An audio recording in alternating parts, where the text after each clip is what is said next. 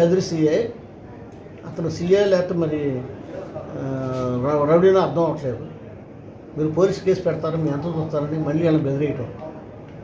ఆ కుర్రాడు ఇప్పుడు ఉదయ్ కుమార్ అన్న వ్యక్తి సిఐ బెదిరింపుకి పారిపోయాడు. దీని బాధ్యుడు ఇక్కడ ఉన్న కదిరి సిఐ. నేను ఇక్కడ అధికారులు అడుగుతున్న ఉన్నతాధికారులు ఎస్పీ గారిని కానీ డిఎస్పీ గారిని కానీ ఆ సిఐని కంట్రోల్ చేస్తారా లేదా, అతను అరెస్ట్ చేస్తారా లేదా, ఒకళ్ళు అరెస్ట్ చేయకపోతే మాత్రం చట్టపరంగా మేము తీసుకోవాల్సిన చర్యలు తీసుకుంటామని. ఇప్పుడు ఉదయ్ కుమార్ కుటుంబానికి ఇప్పుడు తండ్రి, ఒక అన్న, ఒక తమ్ముడు ఉన్నాడు.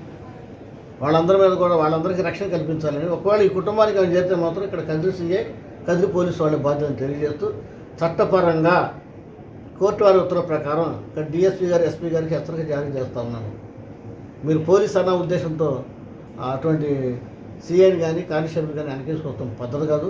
మీరు చట్టపరంగా కోర్టు ఉత్తర్వులను, ఎస్ఐ కమిషన్ చైర్మన్గా నేను కూడా తీసుకున్న ఉత్తర్వుల్ని అమలు చేసి వాళ్ళని అరెస్ట్ చేసి ఈ కుటుంబానికి రక్షణ కల్పించవలసిందిగా. అదేవిధంగా ఉదయ్ కుమార్ అన్న వ్యక్తి సిఐకి భయపడి ఆనాటిని ఈనాడు కనపడలేదు. అతను ఉన్నాడో లేదో చనిపోయాడో కూడా తెలియట్లేదు. పోలీసు వారు విచారణ చేసి ఆ కుర్రాన్ని కూడా వెతికి ఇక్కడ కుటుంబానికి అప్పించవలసిందిగా డిమాండ్ చేస్తాం.